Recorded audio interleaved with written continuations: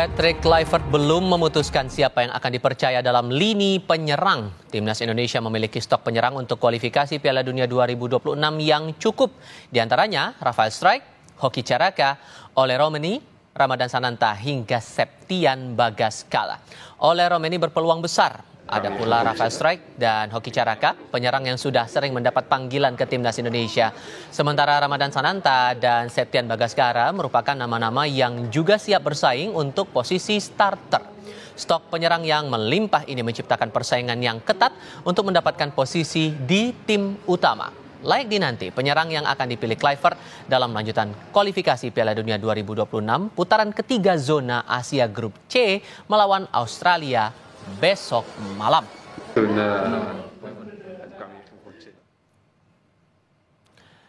Sementara itu, laga Timnas Indonesia melawan Australia, Kluivert diprediksi akan menggunakan skema 3-4-1-2 dengan Marten Pas sebagai kiper utama, bukannya Emil Audero karena chemistry yang sudah terbangun dengan tim.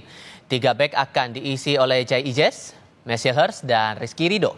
Di tengah Pelupesi bersama dengan Tom Haye akan dipercaya untuk mengisi posisi gelandang dengan Kevin Dix dan Kelvin Verdong di sisi kanan dan kiri. Marcelino akan berada di posisi gelandang serang. 2 posisi striker akan diisi oleh Romeni dan Septian Bagaskara. Posisi ini pun berpeluang diisi Rafael Strijk.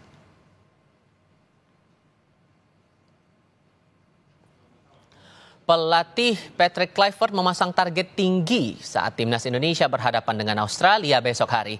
Bagi Kluivert, pertandingan ini adalah debutnya sebagai pelatih Timnas Indonesia. Pelatih asal Belanda itu bertekad meraih kemenangan. Jika Timnas meraih kemenangan, maka peluang lolos ke Piala Dunia 2026 akan semakin lebar.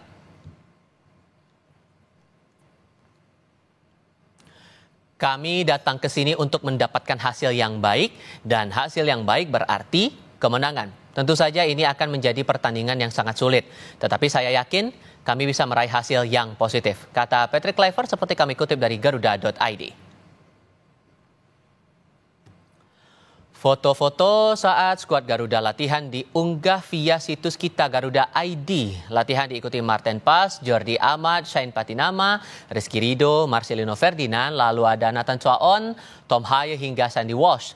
Para pemain menjalani latihan dengan penuh untuk bisa meraih poin di Australia.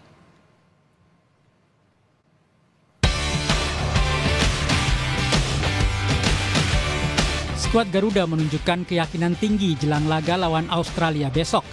Laga ini penting untuk menjaga peluang timnas lolos ke Piala Dunia 2026. Menteri Pemuda dan Olahraga Dito Aryo Tejo meminta doa dan dukungan masyarakat agar timnas bisa meraih hasil terbaik saat menghadapi Australia. Bersamanya untuk kemudahan dan kesuksesan timnas Indonesia kita yang akan melawan Australia tanggal 20 dan Bahrain. Supporter timnas menaruh harapan besar kepada jajaran kepelatihan di bawah Patrick Kluivert. Para supporter Indonesia yang berada di Australia siap memadati stadion. Mereka antusias memberikan dukungan langsung terhadap perjuangan Jai Ijes dan koleganya saat melawan Australia. Segera meramaikan atau memerahkan Sydney Football Stadium. Tadi aja mungkin di wawancara kami sebelumnya kan ada 40-an supporter sedang latihan kan, itu udah luar biasa, dan nanti 4.000 supporter kan lebih banyak. Kami punya optimisme yang besar menghadapi pertandingan melawan Australia yang mungkin kalau kita bicara 5-10 tahun lalu kita tidak pernah bisa bermimpi bisa seoptimis ini menghadapi Australia, dan kami sangat optimis pastinya Indonesia bisa. Publik optimistis pelatih Patrick Kluivert bisa bawa Indonesia ke Piala Dunia 2026. Kluivert wajib memenuhi ekspektasi pada 2 laga perdana menangani timnas, yaitu melawan Australia besok dan Bahrain pada 25 Maret.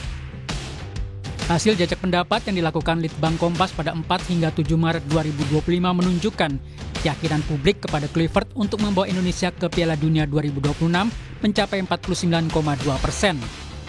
Sangat yakin mencapai 6,6%. Yang menjawab sangat tidak yakin 1,8% dan tidak yakin 34,8%. Sisanya menjawab tidak tahu. Publik juga berharap Kluivert tidak terlalu bergantung pada pemain naturalisasi. Sebanyak 53,4% responden menilai Kluivert perlu menambah lebih banyak pemain lokal. 36,6% menjawab menambah pemain naturalisasi dan 10% menjawab tidak tahu. Pertandingan putaran ketiga Grup C kualifikasi Piala Dunia 2026 adalah lawatan kelima timnas Indonesia ke Australia. Dalam 5 laga tandang sebelumnya, Indonesia selalu menelan kekalahan. Tim Liputan Kompas TV. Lalu bagaimana skuad racikan Patrick Kluivert ini bisa meredam Australia dan membawa poin penuh untuk laga nanti? Lalu bagaimana juga dengan ketajaman lini depan Indonesia dengan bergabungnya Ole Romeni? Kami akan bahas bersama dengan para narasumber. Bergabung saat ini pengamat sepak bola Wesley Hutagalung dan mantan pemain timnas Indonesia Indrianto Nugroho. Selamat sore semuanya, apa kabar? Sore semuanya, puji Tuhan. Terima kasih sudah bergabung bersama kami. Prediksinya nih skemanya bakal 3-4-1-2 Bung Wes. Kalau menurut Anda melihat pertandingan kita tanggal 20 nanti melawan Australia dengan segala catatannya, kansnya bisa gimana tuh nanti? Bung Wesley? Ya, kita semua nebak-nebak ya seperti apa formasi yang dimainkan oleh Kluivert. Ya. Ya, silakan. Tidak mudah. Mungkin Coach Indri juga sudah tahu pasti tidak mudah untuk meracik sebuah tim dengan waktu yang mepet. Mereka baru latihan bersama itu hari Selasa, kemudian 1 hari besok sudah official training, lusa sudah tanding gitu ya. Jadi Selasa latihan, Rabu official training, Kamis sudah tanding. Itu untuk meracik strategi tidak mudah, mencari sesuatu yang baru mungkin tidak mudah. Bagi saya dengan gaya bermain Australia itu lebih mudah kalau kita menargetkan fokus dengan compact defense karena kemampuan Australia meskipun banyak pemain baru mereka. Formasi ideal bagi saya mungkin agak beda, mungkin 4-1-4-1 supaya lebih kuat di tengah dan kita memang mencuri 1 poin. Tapi ini lagi-lagi saya bilang tidak mudah bagi Kluivert. Ekspektasi publik terlalu tinggi menurut saya. Antara harapan dan analisa itu jadi bias karena harapan terlalu tinggi, legitimasi yang ditinggalkan oleh Sintayong itu membuat publik yakin bahwa Indonesia bisa lolos ke Piala Dunia. Itu yang saya lihat ya Mas Tipa. Oke.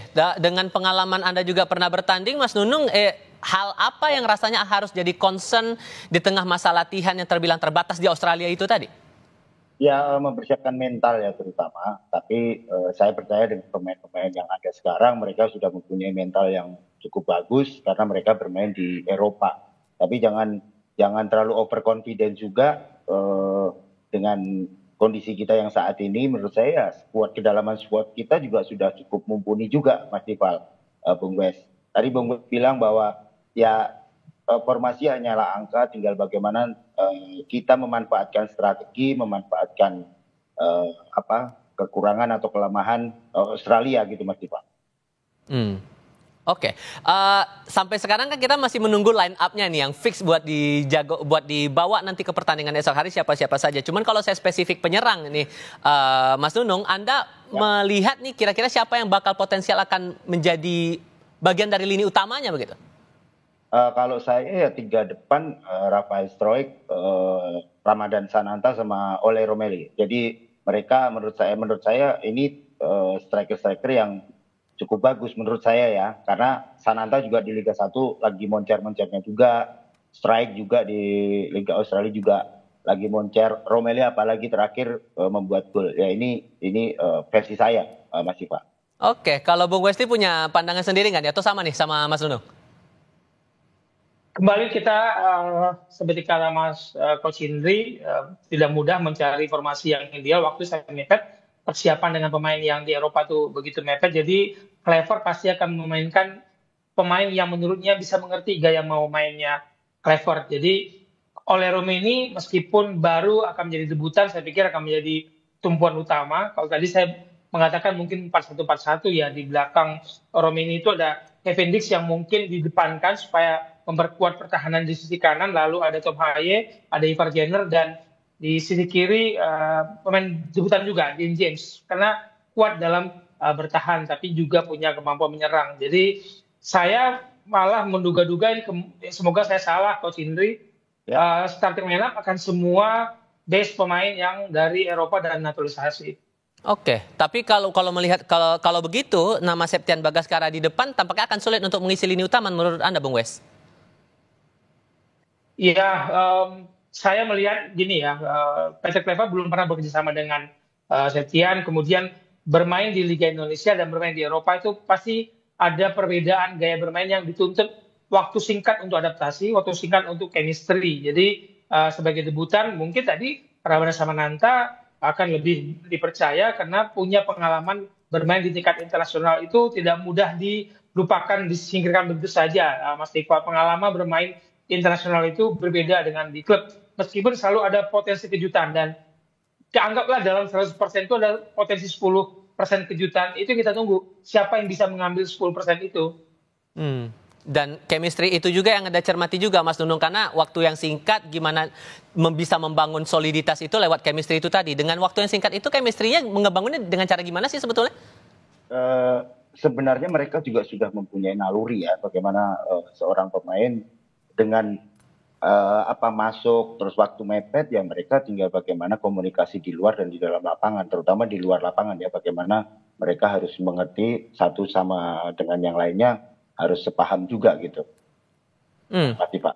Ya. Oke, tapi dengan tantangan sekarang, kalau melihat line up-nya Australia, mereka ada 8 pemain yang cedera, bahkan kabarnya netizen Australia bahkan mengomentari line up yang dibuat untuk timnas Australia melawan kita nanti di tanggal 20 Maret. Apakah ini jadi pertanda bahwa posisi kita aman, Mas Nunung, atau justru ada hal lain yang perlu dicermati juga di sini? Ini salah satu bagian dari psy war ya, jangan ini buat kita lengah, dan kita juga tetap harus waspada, apalagi pemain-pemain Australia pasti mereka akan memberikan yang terbaik karena mereka main di kandang. Dan kita juga jangan overconfident juga dengan adanya berita-berita tersebut, Mas Dipa. Walaupun kemudian ada pandangan-pandangan dari netizennya Australia dengan timnya mereka sendiri sedemikian, Bung Wesley, hal apa yang rasanya kita harus hati-hati di sini untuk melawan Australia nanti? Tetap saja saya melihat level kompetisi yang diikuti oleh para pemain Australia itu ada baik unggul di atas kita ya. Meskipun ada 6 pemain yang cedera, termasuk Harry Soter, Hayden Matthews. Di center back hampir banyak yang cedera. Strikernya juga Mitchell Duke nggak dipanggil ya, Mitchell Duke nggak dipanggil. Saya pikir level kompetisi yang diikuti oleh para pemain Australia, meskipun itu bermain di Australia sendiri, itu wajib kita waspadai. Dan terutama pemain yang datang, yang berkompetisi di Australia kan tidak butuh waktu untuk melakukan penerbangan seperti halnya teman-temannya yang bermain di Eropa, termasuk pemain kita juga yang berkompetisi di Eropa, dan kita melakukan perjalanan dari Indonesia ke Australia. Jadi hal yang patut kita waspadai adalah kita fokus pada tim kita sendiri aja, kita fokus pada kemampuan kekuatan kita, dan pengalaman ketika Popovic sebagai pelatih baru Australia ini, mereka menang lawan Cina, kemudian seri ya, mampu lawan Jepang seri, melawan Arab Saudi seri, melawan Bahrain 2-2 kemarin. Ini waktu kita waspadai bahwa siapapun pemain yang dipilih oleh Popovic sebagai pelatih Australia, dia pasti tahu karena dia sudah melakukan 4 pertandingan bersama tim nasional Australia. Berbeda dengan Kluivert yang ini debutan bagi dia, dan dia harus meracik strategi baru yang tidak mudah. Jadi fokus kepada tim sendiri saja. Lupakan drama-drama yang dimainkan oleh kubu Australia. Sehingga penegasan saja, siapa saja pemain atau atlet Australia yang rasanya patut untuk diantisipasi, terutama untuk di lini depan ini, Bung Wes? Saya pikir Kusini ini ya, pemain yang muda, mungkin itu menjadi kecepatan dan kekuatan dia menjadi ancaman bagi siapapun center back kita di tengah, karena dia luar biasa bergerak dalam kotak penalti. Mau kita pakai 3 back, mau pakai 4 belakang di lini pertahanan, semua wajib mewaspadai pemain muda ini asal Portsmouth, 26 tahun kalau nggak salah ya, yang ini bermain. Oke, kalau saya ambil di lini tengah sekarang, menurut Anda di antara Ivar Jenner dan Pelupessy, kira-kira siapa yang cocok untuk mengisi lini utama? Pelupessy mungkin akan lebih ke bertahan. Ivar Jenner kalau boleh diduetkan dengan Tom Haye akan lebih bisa menjadi penghubung. Kita tidak putus transisi menyerang dan bertahan, karena pasti Australia akan mati-matian menyerang dan kita dibuat bertahan. Jadi kita butuh pemain berpengalaman untuk menjadi penghubung di lini tengah. Pelupessy dengan pengalamannya meskipun sebagai debutan, saya pikir tadi Coach Indri sudah mengatakan kebutuhan chemistry dan komunikasi itu di dalam dan di luar lapangan sangat membantu mereka menerjemahkan game plan yang diinginkan oleh Patrick Kluivert sebagai pelatih. Oke, kalau untuk membangun aspek pertahanan kita, itu hal apa yang rasanya perlu diperhatikan betul nih, Mas Nunung? Kita sekarang tinggal bagaimana pertahanan kita dulu, kita maksimalkan. Semua pasti kita belajarnya bagaimana kita bertahan. Semua nyerang pasti. Nah, sekarang tinggal bagaimana kita mau pakai 3 atau 4 di pemain belakang. Nah, chemistry ini yang harus Coach Patrick Kluivert munculkan nanti. Pemahaman apa, strateginya seperti apa. Nah, ini yang akan menjadikan pemain-pemain kita mentalnya untuk pemain belakang. Terutama saya untuk pemain belakang dulu. Oke, yang pasti doa tak henti-henti yang terbaik pokoknya untuk timnas kita yang berlaga di tanggal 20 Maret esok hari. Terima kasih banyak Mas Nunung, Bu Westi sudah berbagi pandangan bersama kami. Selamat sore semuanya. Terima kasih, Bung Wes.